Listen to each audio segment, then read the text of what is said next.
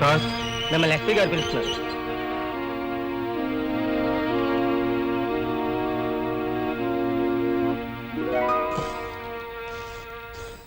ఎందుకు పిలిచారు? నీకు భోజనం పెడదామని.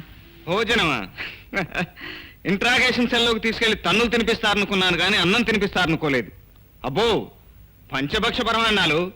ఈ సంగతి ఊళ్ళో వాళ్ళందరికీ తెలిస్తే వీధుల్లో తిరగటం మానేసి ఎస్పీ గారు అన్నపూర్ణమ్మ అని తిండి కోసం పోలీస్ స్టేషన్ ముందు క్యూలో నిలబడతారు. అందరి మీద నాకు ఈ అభిమానం ఉండకపోవచ్చుగా. నా మీద మీకు అభిమానం ఉండటానికి మీరు నాకు అమ్మింటి వైపోరా, అత్తింటి వైపోరా? అది ఈరోజు నా కొడుకు పుట్టినరోజు. దురదృష్టం పసితనంలోనే నా బిడ్డ నాకు దూరం చేసింది.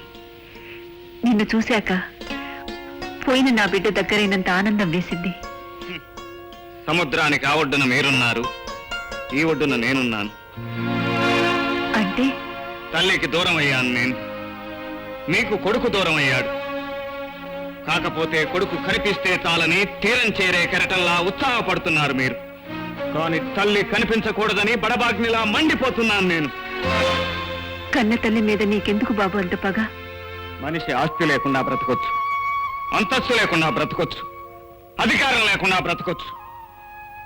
కానీ అమ్మ అనురాగం, ఆప్యాయత లేకుండా బ్రతకలేడు.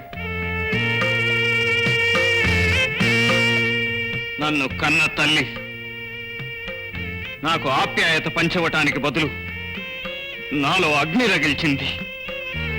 నాకు అనురాగాన్ని అందించడానికి బదులు నా బతుకు అవహేళనగా మిగిల్చింది. బాబు, భోజనం. నాలో కన్న కొడుకును చూసుకుని భోజనం పెడతానంటున్నారు.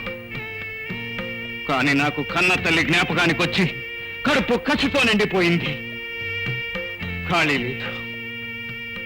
మన్నించండి.